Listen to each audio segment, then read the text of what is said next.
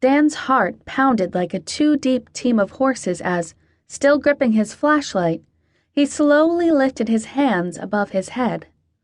Lord willing, he had a long life ahead of him and hadn't quite figured out how he wanted to die, but getting shot in the head was not it. The woman on the other end of the shotgun wore a neck-to-toe white nightgown and a seriously ferocious scowl on her lips. She had fashioned her salt and pepper hair into a braid that rested on her shoulder, like a strange pet. Dan couldn't begin to guess why he noticed her hair at a time like this, but it seemed to be tinged a light shade of blue. Lovely and odd at the same time.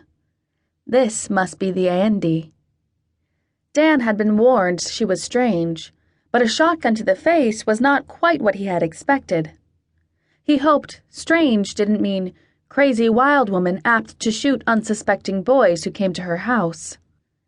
The three honeybee schwesters, all clad in baby blue flannel nightgowns and matching braids, flanked their aunt on both sides. Lily, with that cute upturned nose and bright, intelligent eyes, held the lantern and frowned in Dan's direction. Poppy folded her arms and scowled at him while Rose looked so terrified. Dan nearly felt compelled to gather her in his arms for a brotherly hug. "Ha! We finally caught you," said the aunt. Lily drew her brows together. "It appears more like he turned himself in." The aunt motioned in his direction with the barrel of the gun. "What do you want? Come to confess?" He certainly hoped her trigger finger wasn't sweaty. "I mean no harm. I've come with a message for Lily." The aunt, Poppy, and Rose turned to Lily with wide eyes. The shotgun seemed to droop slightly. "You must be Aunt Honeybee. Lily's aendi. My name's Bitsy, but you can call me Hyacinth if you like." A laugh escaped Lily's mouth before she pursed her lips together and resumed her determined frown. Bitsy glanced sideways at Lily with a smile dancing in her eyes, if not on her face. She lowered the shotgun halfway. "Don't you like Hyacinth, Lily? It's very British." "Hyacinth is awful fancy and takes too long to say. We like you as plain, sensible aendi Bitsy." Bitsy scrunched her lips to one side of her face. The curse of an Amish woman, always having to be plain and sensible. Dan lowered his hands slowly and carefully. "My name is Daniel Kanagy.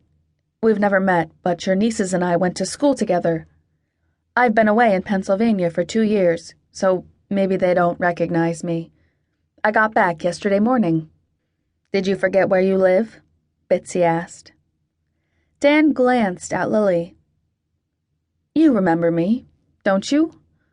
I called you Amtrak in school." Amtrak because she used to have these really cute braces that looked like railroad tracks across her teeth. Bitsy scowled and raised an eyebrow and the shotgun. She looked at Lily. "Is he the one who—" "Yeah," Lily mumbled, lowering her eyes. "He's the one." "Is he the one who what? The one they were planning on murdering tonight?" Bitsy's expression was not neighborly. "Do you want me to shoot him?" Dan pasted a smile on his face as if he were in on the joke. The Amish were pacifists. Bitsy was teasing him. Probably.